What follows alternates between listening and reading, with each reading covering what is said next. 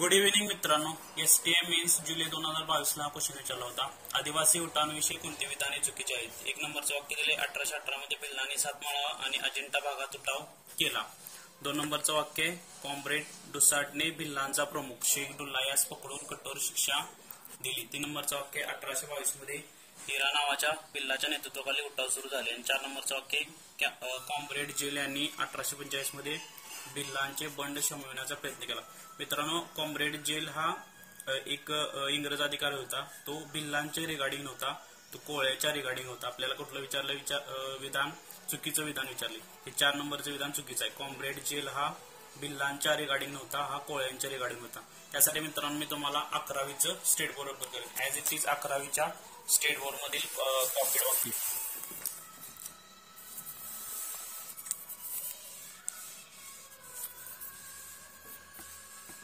भिल्लांचे उठाव. आपलं एक नंबरचं वाक्य काय? 1818 मध्ये भिल्लांनी सातमाळा आणि अजिंठा भागात उठाव केले. एक नंबरचं वाक्य ऍज इट इज घेतलेलं आहे. 1818 मध्ये भिल्लांनी सातमाळा अजिंठा भागात उठाव केले. दोन नंबरचं वाक्य काय? कॉम्रेड डुसार्टने भिल्लाचा प्रमुख शेख डुल्ला यास पकडून कठोर शिक्षा दिली. कॉम्रेड डुसार्टने